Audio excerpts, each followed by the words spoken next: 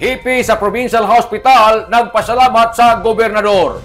Si Dr. Jamaluddin H. Dimao, ang hipi sa Provincial Hospital, nagpasalamat kan Provincial Governor Lyndon Barbers tungod sa iyang pagka-responsable, lig-on, sincero sa nan may baruganan, gumikan sa iyang pagdumaya sa ato probinsya tungod kay mismo sa kadumalahan sa amon na bayay tambalanan, tagpakita sa gobernador nga sincero siya sa mga programa sa Maradjao na panlawas.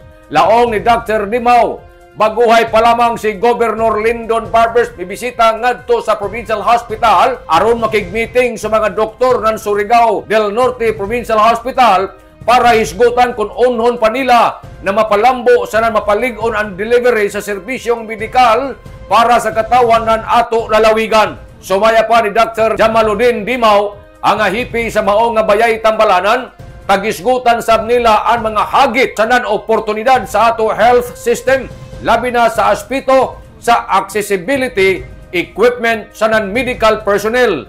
Subay ni ini, laong ni Dr. Dimao, gumikan sa number 1 sa listahan ang health program sa gobernador sa ija 10-point agenda. Jao na, hamok na ang natabangan sa nadadyaw kadtong naghambin ng mga balatian ubo sa ija administrasyon.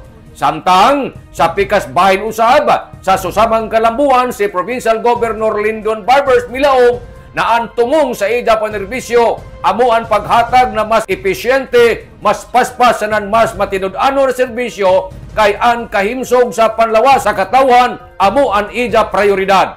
Laong ni Governor Barbers, nagpabilin kami nga adunay usa ka sistema sa pag-atiman sa panlawas nga nagtubag sa mga panginahanglan sa matag Surigao non. Nanukad gikan diri sa Kapitolyo. Ini si Marectioners Marcon Sim Vlogs, Mario Conales Simurlan Mulaong. Salamat, Maradjao na adlaw, natong tanan.